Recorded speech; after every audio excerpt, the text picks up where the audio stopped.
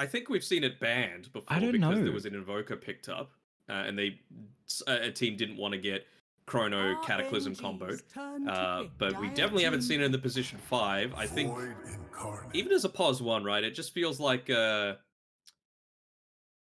my slogan for them is a do nothing hero, right? Like they slightly reduce the duration on the cooldown on the chronosphere, but outside of that, all of the talents got nerfed so that they're 10 very seconds chronosphere remaining. centric. So I feel like you're just nowhere near as effective 5 outside of that seconds 2 minute remaining. cooldown window, which unfortunately for Void players has pushed them off the map, at least in my eyes. Yeah, I think in the first day or two that RNG played the Void Spirit as a 5, the Faceless Void as a 5, but since then, we haven't seen any because we didn't cast those days. So yeah, I'm not sure. It's been trialed a little bit through some other tournaments. Okay, so we've said that Aster.Aries, they're most likely out, even if they're somehow able to eke out a win here, just because of the most logical way for tiebreakers to work. What sort of heroes do we want to see come out now that they can look to experiment with a few things? Well, I guess we're looking for support, so I'd be down for a Lich. We lost your cam as well, by the way. Not the 2.5 men. Yeah, not the 2.5 men. Hey, we've been honestly. I'm surprised it hasn't gone down as much. I'm knocking on wood. Don't worry, guys. I'm not jinxing it. But the first day, we having some issues. Just the No, okay, so that was Dire completely my team fault because my RNG mouse just went Templar off to the Assassin. side and I actually just closed the entire window. So Ah. that was on me. This time it was on me. There we go, I'm back. I kind of want to see the Venomancer come out. I'm a little surprised that no teams have picked it up. Yes, you don't have any stuns, but now that you've got 10 seconds the ability remaining. for the max HP with the Poison Nova, it feels like it 5 scales so seconds much better. remaining. Even if you pop a full BKB, you're still taking like a good 20% of your maximum HP, and there's absolutely nothing that you can do to stop it. And then eventually you do get the extra 5-second duration, I believe it is, at level 20. And then you can even go into the Poison Dire team Nova back. AoE, so you guarantee that you're going to hit it onto everything. I wonder how much of this Darkseer pick is just like, we can't let Flyby have it, man. We can't. They've already got a Keeper of the Light. You know that they're going to try and get those Vac wall combos off with the Illuminate. But hell, 10 let's see if seconds God King's as remaining. good Dire team ban. as Flyby, at least on the Vac front, right? He could look to morph into him. And we've seen God King have some pretty stellar performances on the Morphling previously as well, when they were able to topple the position 1 team Aster. He did that with the Morphling, and they don't have the easiest way to do it at all. And he's also amplified by the Ogre's Bloodlust, so I really don't hate the pick. All of these heroes are really good to morph into as well, right? You got the Refraction, you got the Shield Crash on the Pangolier, plus a Swashbuckle for extra movement, relocation. Queen, great 10 again for seconds just the remaining. blink aspect. I mean, Morphling's going to have a fantastic time this game. 5 seconds Are we remaining. looking for position 5? For Aster.Aries? Yeah, like maybe Darkseer 1, Clop 2, you got the Pango and Darkseer in the side lane, and TA1, yeah. I mean, that's a nice lane, the Pango and the Darkseer. Especially considering how up in their face you want to be getting. So pos 5 against stun. a... Please, sir, it's a stun. Some way to Yeah, they initiate. do need a stun. Yeah, and you don't get a lot of position 5s don't want to be the one jumping. Like sometimes we see the Lion flex, but like apart from that, there's no really position 5 that offers that capability. RNG's turn to pick. It's somewhat of a stun. Choose your- Huh. Tough game now. Yeah, pretty damn tough game. I think expecting once they saw that... Oh, decent Scuttle. All right. I mean, Flyby picking this Bat Rider just makes life hell for... And they're actually changing it up, so Ulu's playing the Queen of Pain. So Flyby... like, the lane would have been impossible for a TA, right? Like, you're already not getting as much levels from being in a lane with someone else, but if you were into a Bat Rider on top of that, the game's just done. So now at least they've given themselves a small chance. The Queen of Pain's going to be able to sustain still, kind of like how she does in that mid lane against the Bat Rider with the Shadow Strike. And then Felix into the Phoenix into D Stones, he's going to do fine. I mean, a lot of Coddle's damage is just that big burst potential. You don't have any real ways to clear off the refraction charges. Yeah, he's going to try and harass out as much as he can with a decent attack range, but Phoenix should be able to put stuff back into him. Both of them are going to farm very well in the mid lane, essentially. So let's see if Siamese Cat might be able to make an early-ish rotation, but you're against a Batrider, so probably not going to be the case.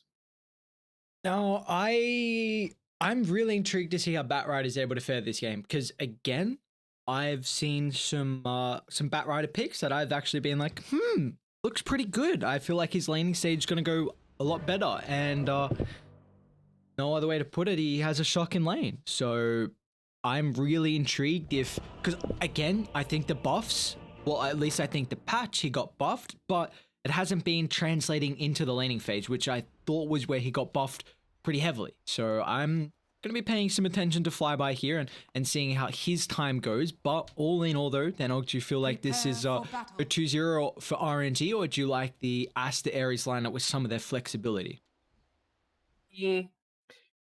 I want to see some better positioning from D-Stones than we saw from Maybe, that's for sure. I feel like he was caught out way too many times, and it kind of put them in a bit of a scary spot. I'm a big fan of the Pango, especially when combined together with this Darkseer. I feel like Aster.Aries have a shot. It's just, how are they going to be able to get in onto these backlines to deal with the Coddle? Because like you said, they needed a stun with that last pick, but the Nyx was gone and the Lion was gone. Those are the ones that you really wanted. Forcing out... skilling up the Firefly already on Flyby here. I don't know if you mind about that, because I feel like Tag Team is a much more important level 1 ability than Sticky Napalm, solely because it increases the Firefly. I think previously I'd be like, don't know about that, but they did buff it a decent amount at level 1. What's your thought there? I think you never really want to have to use the Firefly. You know, obviously you don't want to give up the first blood, but Napalm is still best for the laning stage. I feel like you need that before the Fireflies. So the fact that Siamese Cat, it's kind of a trade-off, you know? Ice Shards for the Firefly, you're feeling pretty equal on it all. Try and force a second one out? Nah, he's just going to wait. Tip him back. Flyby gave you a tip. You got to tip him back. You found him. A little bit of damage there. So do you think, could we potentially see the Long Boy Ice Shards coming out here with the Aghanim's Shard? Well, I don't know. Danog, we actually might even see the Aghanim Scepter. You thoughts on that one? No, okay. No, okay. Get it out. All right. What if you say so? I don't know. I've been a very huge fan of the Aghanim Scepter that we've been seeing so far. Oh yeah, what's the win rate? I'll tell you. We zero. don't speak about the win rate here. It's stats mean nothing. I thought you knew that. Stats don't care about your feelings. 100%. Stats actually can't tell the story of the game. That's why we've been seeing so many of the Aghanim Scepter on Tusk, which has been doing so much work in the games we've seen.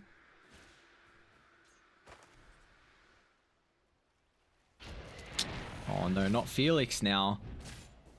Kind of manfire a little bit. Orb of Venom. He hasn't even put a skill point in yet. He's totally happy with how this is. I mean, Flyby, they just want to be able to freely farm this this creep wave. They're keeping it right in front of the tower. That's where you want to be. I mean, they know that, of course, the Ice Shards was what was skilled up. They don't exactly have a ton of kill potential here, though. So just making sure that Ulu's got that early amount of levels, it's going to be a nice little bonus for him. Meanwhile, as D-Stone's gone mid, so this does seem like you were saying, it's probably just going to be the farm trade. It's nice with Phoenix having the refraction where he can block this massive damage instance. A little bit low here on life and death on the bot side, and they do end up getting the kill. I mean, that's what happens when Baku leaves the lane even for a second.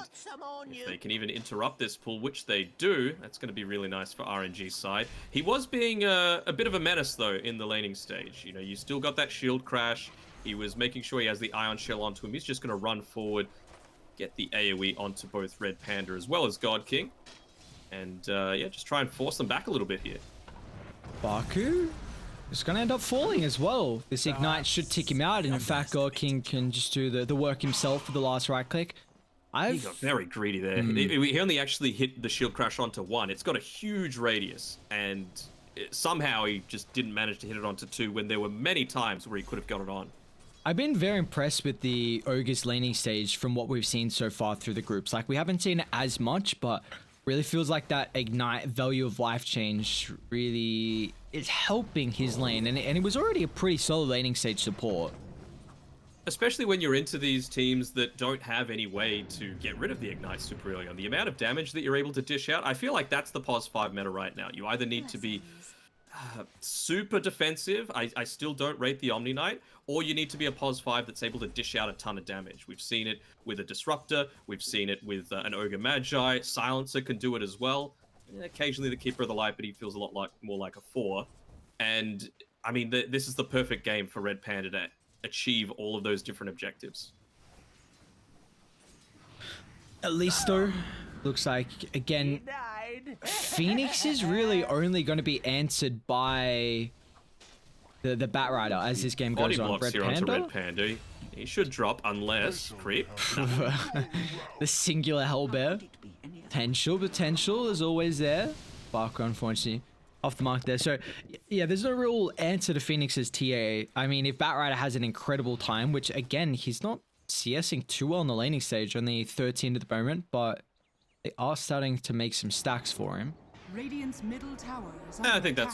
you're somewhat satisfied with how that's going down. I mean, Felix, it feels like this Void Spirit's not going to do anything for quite a while. As bot lane, Baku again, just that burst damage coming through. Double Ion Shell. Red Panda got a Fire Blast up in a couple seconds, so it should be able to hold back life and death, but it's the movement speed comparison. Is Darkseer actually dead here now? Yeah, looks like he is. Okay. He gets a 3 times killing streak as well for it. You got the XP though, and the lane's pushed under the tower. They lost almost Top an lane, entire Ulu. creep wave. 8 sticky napalm stacks for Flyby, and he's actually just gonna sacrifice his life. He's happy with a reset. Yeah, all the way. Oh, That's oh, a lot. no. It's a lot of creeps, a lot of experience. It is, Dire's but top tower it is never under feels attack. good. It never does. And now, the importance of ganking this top lane cannot be understated. You know, you don't exactly have the lineup to do it with, of course, the Keeper of the Light wanting to stay in the mid lane, but if you can get a kill onto Ulu again, he's going to be sitting off onto the sidelines for another 25 seconds on top of everything. Yeah, their net worth's not looking too good in that regard. Is a bit low. In fact, the Ogre's only like 300 behind him. But this bottom lane, though, is going very, very well for Aster.Aries with the level 2 in Iron Shell. And this should get even easier as well as as Life and Death after this creep wave should hit 5. Although Baku is soaking up some experience. They're even going to bring down don't mind. Felix. Radiant's bottom tower is under attack. Baku. Dire's top A tower swashbuckle is up under shortly. We get some distance away. Maybe they just target down life and needs to death now. TP. Even D-Stones is looking to get involved. They cancel the TP? No, they didn't. But for life and death, it will end up falling. Really nice play from D-Stones to drag him back into the Illuminate. Yeah, nicely done. They should have got a kill there onto Baku as well, but the busted nature of the shield crash. It was just hitting it onto 2 meant that the full commitment coming through from both the Morphling as well as the Ogre, I don't want to say it tickled him, but it allowed him to get the easy TP on back to base. And just straight up rushing into that Aghanim Scepter as well on the Darkseer. We've seen how effective it can be. Of course, just that little bit of extra HP is what you need against a lineup like this one, where you've got a Keeper of the Light. You know he's going to be trying to burst you down. Same sort of thing with a Morphling. What's his skill build? I mean, he's not his skill build, rather his item build. He's gone into the Morbid Mask for a bit more of that lane sustain. You need to do it super early on against the Darkseer. Yep. Boots of speed, pretty standard. But wouldn't surprise me to see him go a real early E-Blade as well to combo together with all of this magic damage that they've got early on. Yeah, we'll see how God King. Last time he went Manta Satanic, I think that was very dependent on the heroes they had on the enemy team because there was a lot I think of. they had Silencer on the there enemy was. team. It was like Silencer plus a hero with Orchid, if I remember correctly. So 2 games in a row, I think that was actually. Yeah. It was like it was either like Silencer, I think Storm Spirit or Void Spirit, and then the other game was Storm Spirit Coddle, where the Coddle had a Orchid as well. Yeah. Have you been catching any of the? Did you catch the ESL games last night with how Not last night. I was Up in the hours? grinding. Yeah. I was grinding my pubs. Yeah, I understand. I was just gonna say, like, if they've been going for as many coddles and as many silences as well, because I've only been able to catch some of the games. I don't think silence has been as popular. I think that's definitely more China-centric thing. Because we've seen, like you were saying, like some of the supports have been Radiant's heavy middle focus tower is on under attack. damage, or there's been some supports that have been pretty heavy focused on just the enabling of your cores, and the Omni Knights, of course, the one to consider there. But overall, though, for either team, it looks like you've kind of got a mix as mid lane, though. Phoenix should be okay. So yeah, I mean, RNG, they've got the mix of the Ogre to enable your cores, and then you also have the Felix Void Spirit, which can do an immense amount of damage. Who's showing it at the mid lane at the moment. Beautiful setup for the Illuminate. A Siamese cat will fall underneath the T1 tower.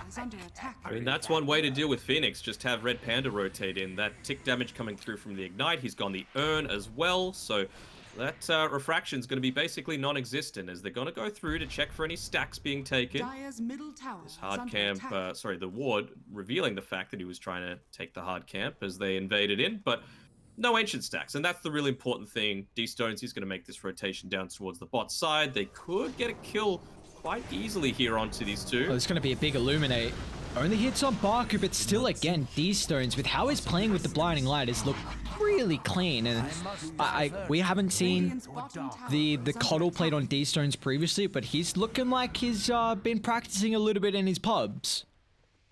Yeah, for sure. I mean, he's got the Boots of Travel coming out to him already, which is going to be a nice little bonus. They know that these, Ancients aren't stacked up, so you're not that worried about the TA right now, but you're also not worried about your tower. So basically, it feels like there's very few places for the TA to be able to farm.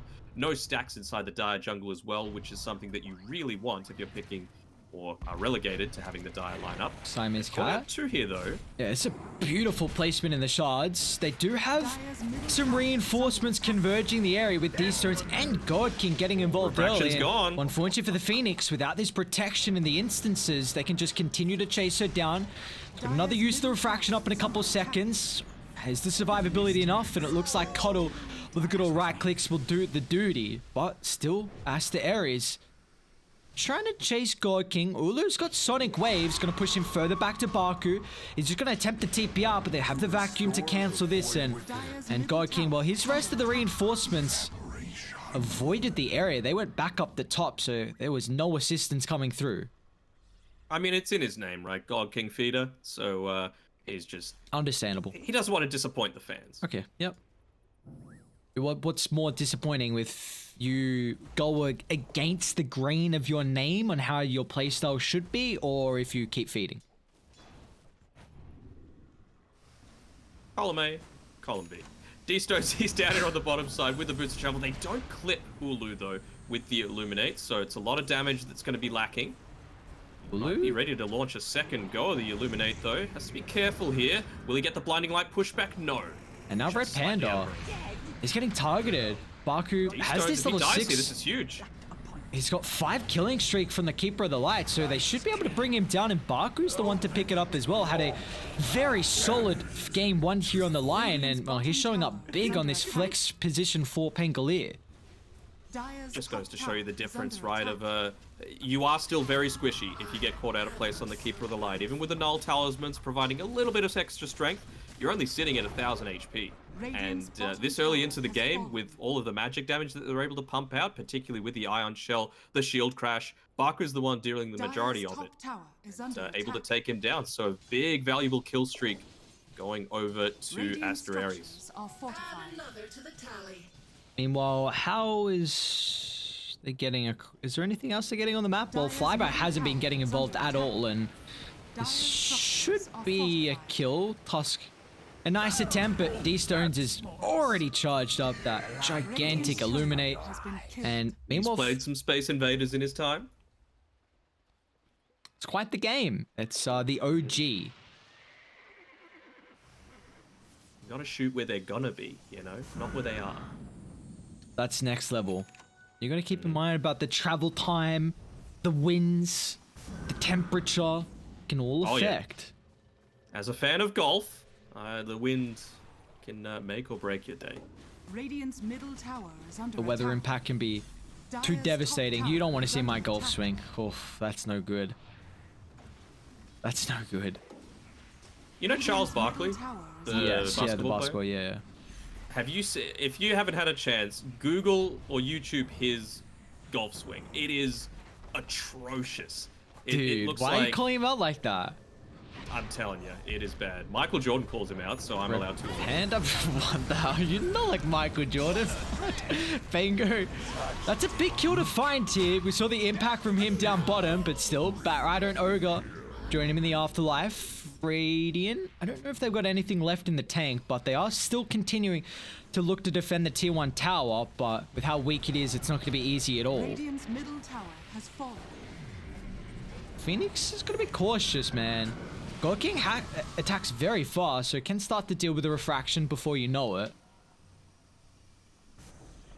All right. Well, they get a tower on Aster.Aries. You have to be feeling pretty satisfied about that, especially against a Keeper of the Light who's so capable of Dire's keeping top his lanes tower is pushed, under which attack. also somewhat enables this Roche potential. You know, you've still got the lucky shot with the armor reduction. You've got a TA with that meld, so I think that's where they can be looking to play a little bit more on Aster.Aries' side.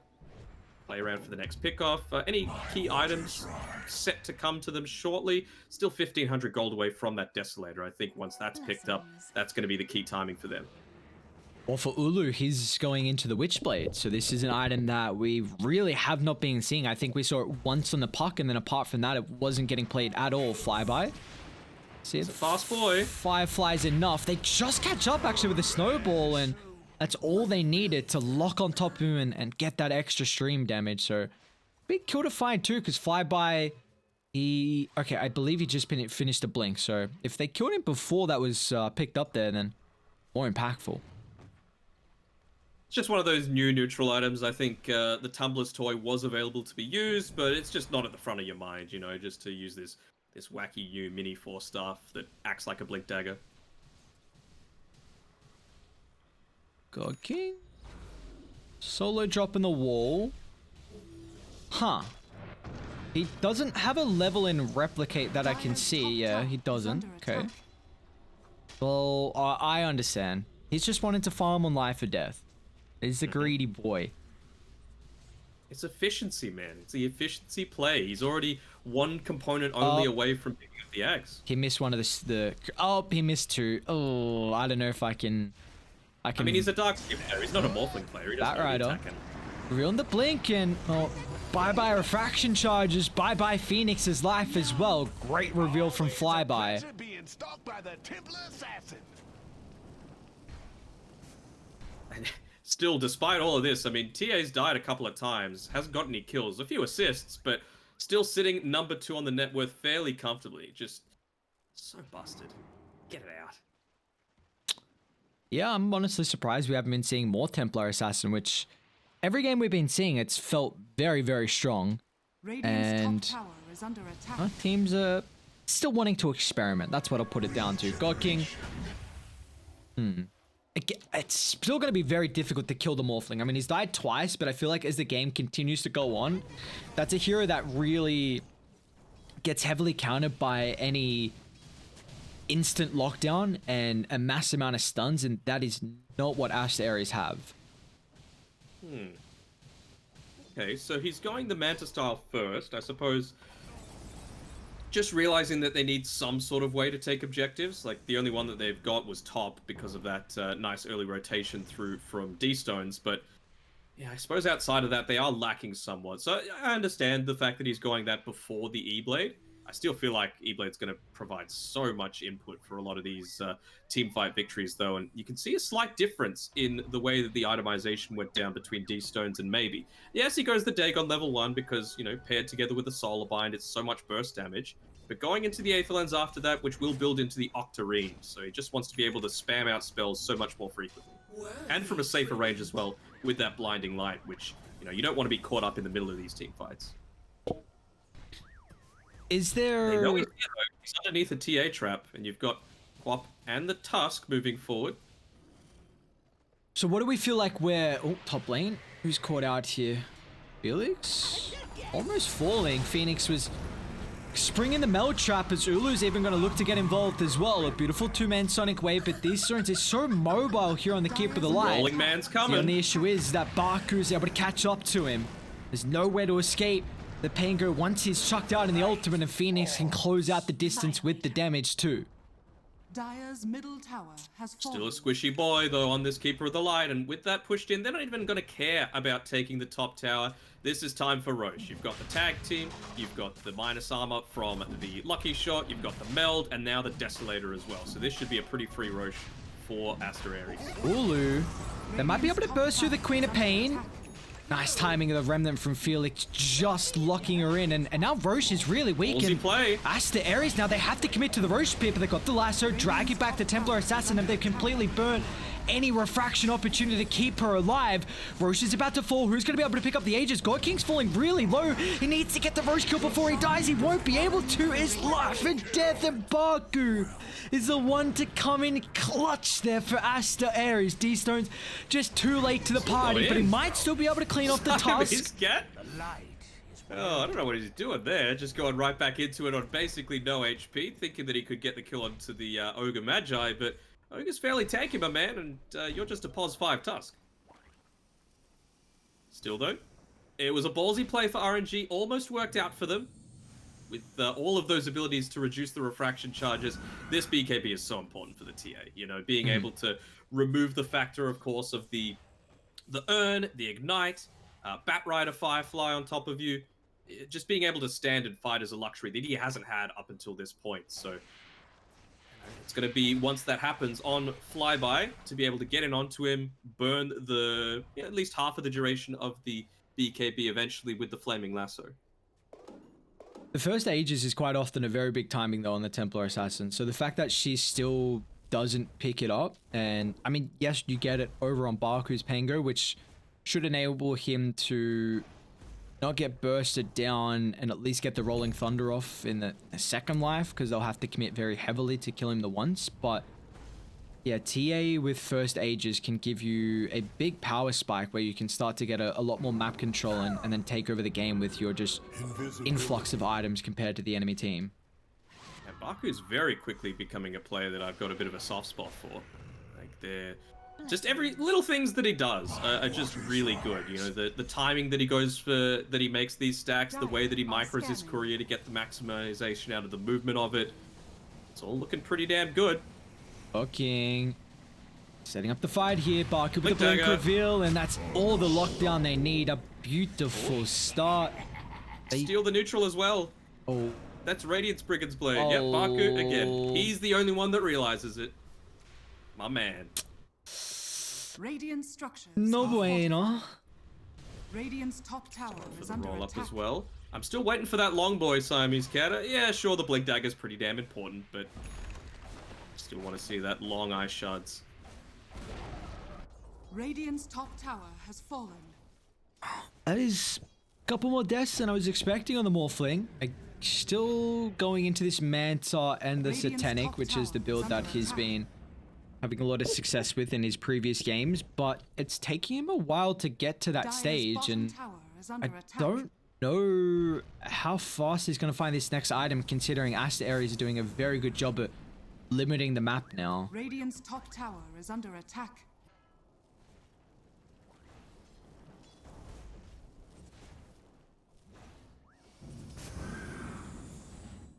Like, you've got Aghanim Shard picked up next for Baku. BKB is getting worked on for the Queen of Pain as well.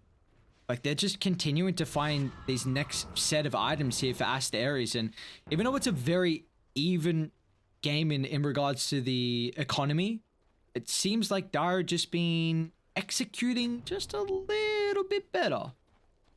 A little bit better, yeah. It's the 20-minute mark as well. Who's going to be the one getting the tome? Radiant's top I mean, tower Ulu is has under fallen a attack. fair way behind. I would be giving the tome over to him, absolutely, just so that he can catch up. You've got all of your big timings, really, on Life and Death already, and they're just all going into the BKBs. You can see it's the main thing queued up for TA, Darkseer, and Queen of Pain. TA, of course, the closest one to it, but she's having to play a little bit more carefully, considering she wasn't the one to claim that Aegis before. So it feels like then the next big timing that Aster.Aries are looking to hit is going to be this triple BKB. And once they can get to that stage, then a whole lot of the damage is going to be heavily mitigated. Let's go, King, charge up again. Baku. This time he's got some heroes in the back line and he gets... No, he doesn't get the attribute shift off, so he's going to fall. He started, but it wasn't enough. Tusker falling low, meanwhile in the back line as well. Life and death will drop, so at least RNG hit back with 2 kills. Now they're simultaneously jumping Baku and Ulu, but it looks like Phoenix looking to try and close the fight and drag it back in Aster.Aries' favor. Baku still, you look how aggressive he's playing with his second life capability. Killing off the first time. And he should... They've got the BKB on Phoenix now. Let's see if they can kill him a second time though. Great timing with the Remnant. They have no more damage for once the initial Illuminate burst has flown out. He'll blink away into the TP and Felix unable to find him. Flyby a little bit too late as well, although he might get vision for Phoenix. He doesn't have a way to scout on the low ground. How the hell did those backlines die? I was looking at the front lines, so I was thinking, man, this is a really good looking team fight for Aster. The Void jumped the Darkseer and then Tusk. Yeah, the Void and I think +1, or maybe it was the Illumina that burst down the Darkseer, and then the Tusk jumped, of course, to follow up on the Morphling, so he was a bit far away from any help. Yeah, actually, that was all on Felix, so doing a fantastic job of being able to take out the Darkseer, who had 2 full Ion Shell charges available at the time, so could have potentially allowed the rest of his team to live for a little nice bit timing of the BKB. Pinpoint from Phoenix. Even Flyby has to use his own as BKB. Can they stick around? Because Baku, look at the chaos he's providing. The only issue is they're potentially fighting into the double damage rune of the Templar Assassin, but she hasn't showed this just yet. Finally, he's going to show up to the fight here with the vac. Onto 2, and can allow the Templar Assassin just to side blade through the Bat Rider and the Ogre Magi, but they're not done just yet. Ulu looking to try and pounce for another kill, but the lack of control showing. So Felix is back out to safety. How much of a mental aspect do you think picking these, like, traditionally, like, core heroes in support roles has? Like, the Pangolier, for example. Do you feel like the team at all gets convinced that we gotta kill this hero, it's a core, when in actuality Baku just kind of baited in the entire RNG team, and he's just a support at the end of the day. Like, he got his full Rolling Thunder up, he got them to use BKB, he got them to commit into the river when you've got a Darkseer who's the actual offlaner, the actual core that's going to take him out. Yeah, I think it's very situational depending on how much farm he has mid. D-stones? Okay, it's just alright. I do think it's very situational and how much farm he has, because if Baku wasn't having the performance of a lifetime on this Pango 4, then I feel like they could avoid him. But this is the thing about the Pangolier, like, in particular for a position 4, your laning stage is not the greatest. We've seen a lot of Pango 3s actually have a decent lane that I was expecting, but you really rely on levels, and once you get that level 6, then you can start to make the plays, and he's done just that with every Rolling Thunder, it feels like. Yeah. I do much prefer this itemization coming through from D-Stones, though, realizing that, you know, they got a decent amount of damage. Even Felix doing a fantastic job of dishing out his full complement of spells as this +4 Void Spirit, which means that he can afford to go this Dagon. You can still eventually progress into the E-Blade, but it just, you know, protects the now, basically. Which is what they're worried about. No stuns. Because not no stuns, but yeah. The big issue has been... Wait, is TA got shard? Okay. So TA's got the Ag shard. Right. A little bit of silence to be able to protect against the lockdown. You know, perhaps prevent the Morphling from getting away if he pops that Manta style a little early. It's not even just that as well. Like, it's the extra vision that it's able to provide. You get an extra trap. Like, it's, again, feels like any Aghanim Scepter or Aghanim Shard that gives you multiple things, you see immense amount of value out of. Mm-hmm. Nearly reaching level 20 as well on the TA. Meld Dispels is absolutely fantastic to have against this RNG lineup. Might mean that he can wait to use the BKB. Baku?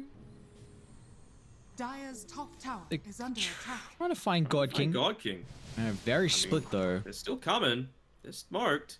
Blick Dagger available on Siamese Cat. They're not going to find him though.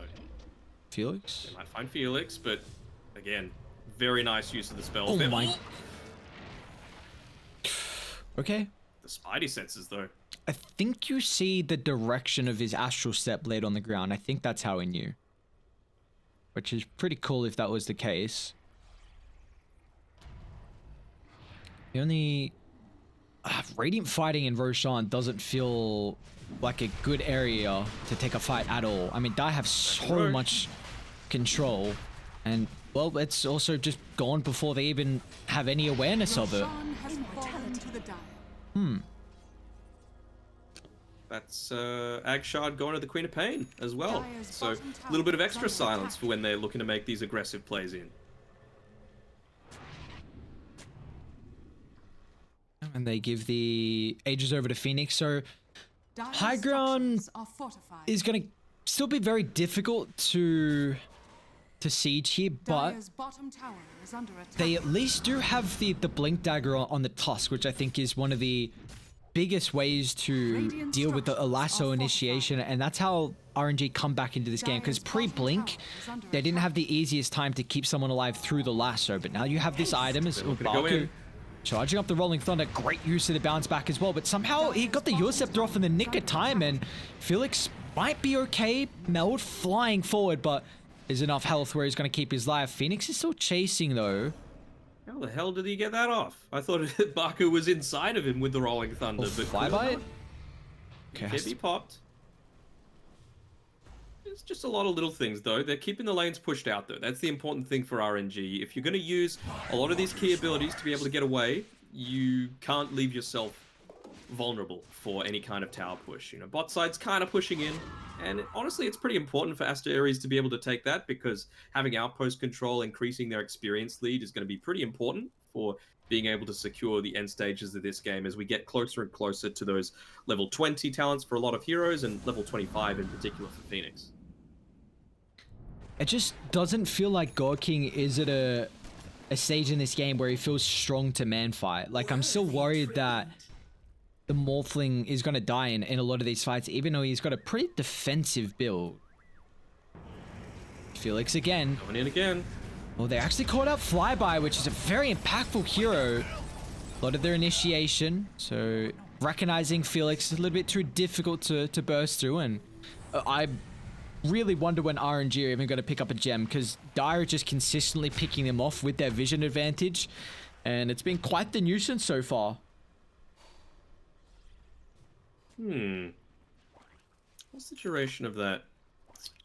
Yeah, 1 second airtime. He went into the tag team damage on the Tusk as well. I'm just thinking, like, he's holding on to the...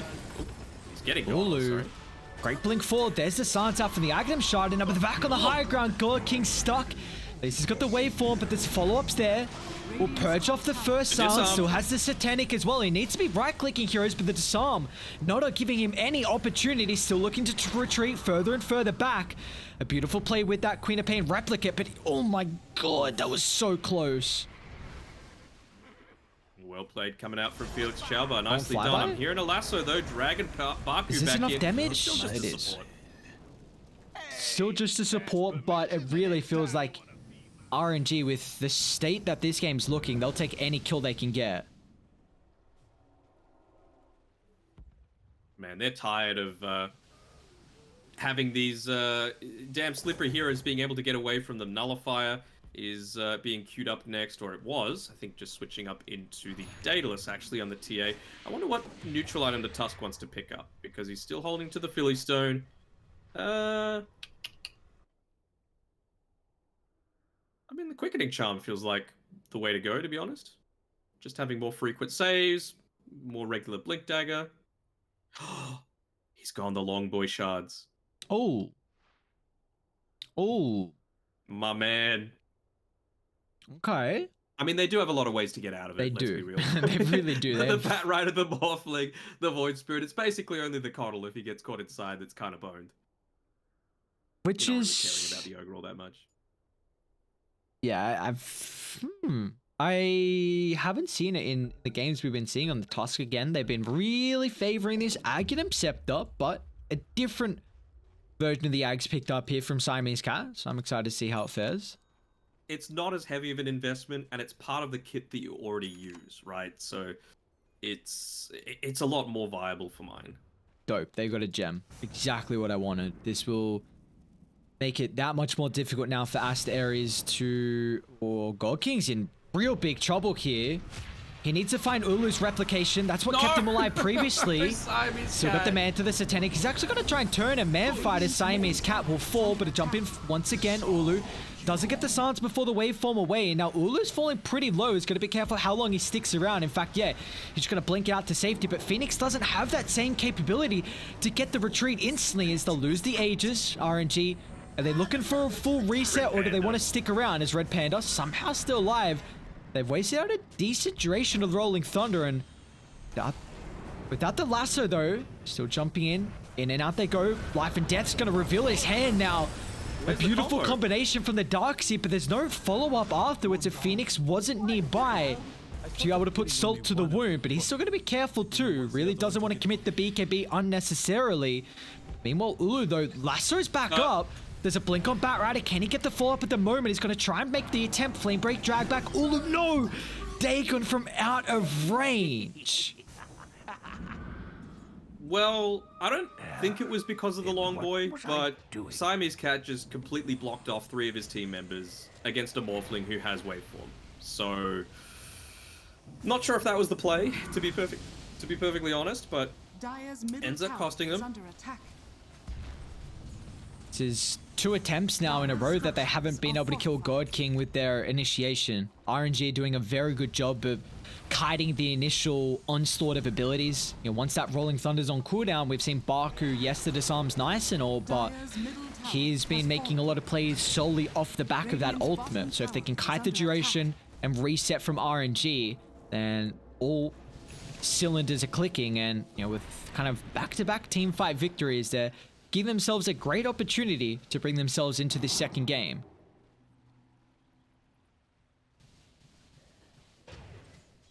Felix Chauba's contribution to this game is really big. Like, he's playing this hyper-aggressive role where he's diving in super deep, taking away attention from the rest of his cores, and he still only died 3 times. Like, that's kind of nuts. And he's almost level 18 as well. He'll get it from this Ancients being taken as well as the hard camp stack. So, very nicely done by him.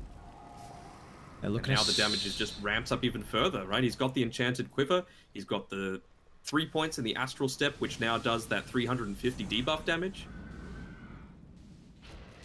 Looking for a smoke here on Radiant. Flyby leading the charge. God King did reveal himself previously, but starting to see the map, at least in regards to the vision from Dire. There's still a little bit at the moment, but you've got to be more cute on your trap placements with that gem pickup. I feel like they need to get... The perfect initiation hasn't happened yet for Aster.Aries. Baku, they found him. A nice target as Felix shoot off the follow-up control. And there's this lasso pickoff coming into play. I think Dagger very late coming out for the TA, but he's finally got it. He clearly wants to be able to get in onto the back lines, but until he's got that nullifier, I can't really see which high value target you're going to be killing, right? You don't have the meld hit bash. The Coddle's got the Ghost Scepter, so and Felix Chauba is going to be able to get away. Is it really worth having the Blink Dagger to go on the backlines against Red Panda? Probably not. I think the Blink is for the follow-up in the Darkseid, because we saw the past team fight down by the bottom Radiant Outpost where they got that 3-man vacuum wall combination, but the TA wasn't able to instantly join as... Morphling's in trouble. This is the exact initiation that I was talking about. That's the thing that you need. You need the wall. You need the Morphling to deal the damage to himself. The normal punch comboed together with the wall, plus everyone else on top of that. They even catch out Red Panda inside the long boy. Look how long that is. Huh. What's the... So, how does normal punch... Okay, so 2.25 second stun. A lot longer than what I thought it was. Yeah, based on how much you've got to go faster before that. Are fortified. Looks, he's got Quick Thing Charm too, so what's the cooldown? 12.3, my god. Middle tower is under attack. Yeah, with True Strike as well, let's keep that in mind. Never missing. Dire's top tower is under attack. At least for RNG, Roshan will not be up by the time they are down, so they should offer some contestation. The lanes are in a pretty good position as D-Stones are just keeping bottom shoved out. He's very, very close as well to the Bloodstone. Aster.Aries? No, he's already got No. Octa. Yeah, Bloodstone next. Oh yeah, Bloodstone. I'm still not a big fan, to be honest. One of the downsides of actually playing this Coddle is that with the distance that you are away from a lot of these creeps, you don't actually get any of the experience that you're getting from killing all of these creeps. So he's still quite a while away from his level 25. He's still 24 though. Like he's still Yeah. the highest, which is a bit surprising because, like you said, yeah, often you don't get as much of the experience. Like, look at that. Entire creep wave gone, no experience gain for D-Stones. As Roche is up. Did they have a TA trap in there? Yeah, they did, yeah. Felix revealed himself with killing a trap. Rodin are getting some very good wards nearby. They need to play the fight to the northern side. Like, you don't want to Quap's play got it... Hex as well. Who was that, sorry? Quap's got Hex. Okay. Smoke. It's all about finding God King and getting that full-on burst into him. Now that you've got the Hex on top of that, it's really good, but look at the positioning from RNG. They're doing it exactly as they need to. There's no way that you can get in onto God King when he's sitting right in the middle of all of these different heroes. Dire's top tower It's is just under about attack. maintaining that. Felix. A little bit off to the side, which is fine. Felix. There's the It's Hex just a reveal. It's going to buy back at least. I was rolling Thunder. I have to imagine he's going to buy back for this Roche fight. He's got to do it pretty soon because it does fall really, really fast to jump in. Who they found? It's a Templar Assassin Siamese Cat. The blink was getting cancelled. He wasn't able to protect the TA with the snowball and a massive amount of buybacks. TA putting the heavy commitment in, but what a counter initiation. The normal punch is out. Morphling completely wasted his BKB. Down goes God King. Now they can chase forward for more as well. Ogre should join him in the afterlife, and Ulu? Okay, 2 anti here, but they've got 3 kills on Aster.Aries. I mean, you're happy to clean up the backlines like that with the Aghanim Scepter as well, ready to be claimed on Roche. They're considering maybe going in here. I mean, it's a 4v3 fight, but I mean, I feel like you just take the Roche's Red Panda. What was that back range? And our D-Stones is in trouble. He's just going to try and hope he can do as much damage before he dies, but his Keeper of the Light is someone who's very reliant on his positioning, and my lord, Aster.Aries bring themselves into incredible position to take this game. That is a Aghanim Scepter up on your Templar Assassin. Did Quap No, he had it get beforehand. 25 from the kill? He had the, yeah, he had the shot beforehand. I don't know who they gave it to. No, now. the Scepter, the Scepter. Oh, the Scepter. I thought you said shot, sorry. He just got that from the Roche. So level 25 now, extra refraction instances plus the BKB. And he went Meld Dispels as well. So that's a very easy way to get that Ignite, that Spirit Vessel off of you. And then just still have a ton of refraction instances available. You don't need to pop the BKB super early on.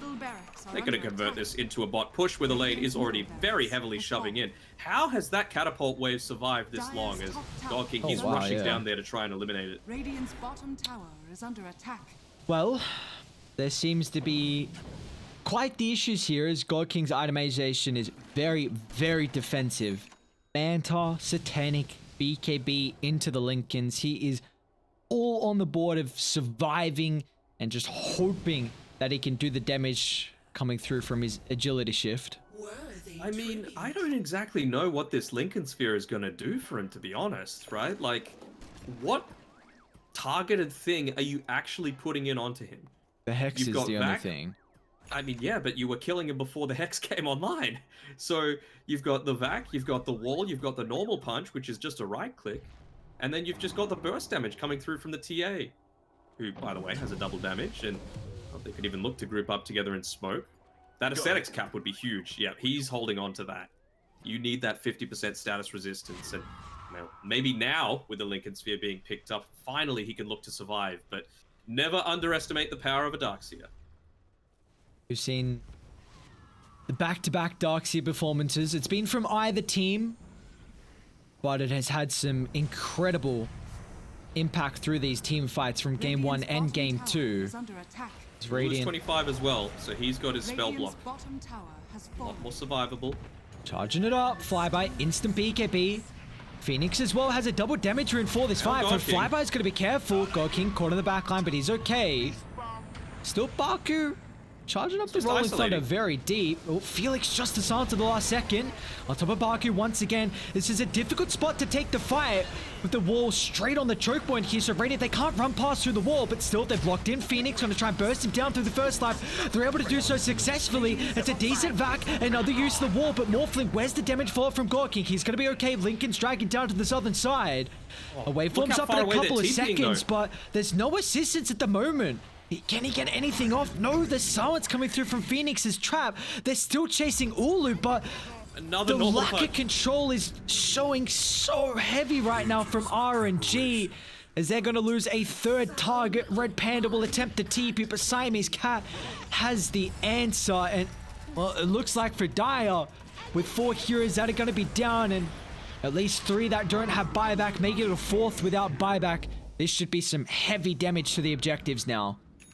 Yeah, Coddle and Queen of Pain, the only ones that do have buyback left in this game, and that was a victory with a couple of heroes getting picked off super early on, but Baku doing a good job of zoning out the backlines. Finally, Siamese Cat looks to take away the outpost so that they have a place to TP into. They were forced to TP all the way to their jungle, and they were still able to eke out the win there as, well, they might even go to end the game. Yeah, GG is probably about to be called here.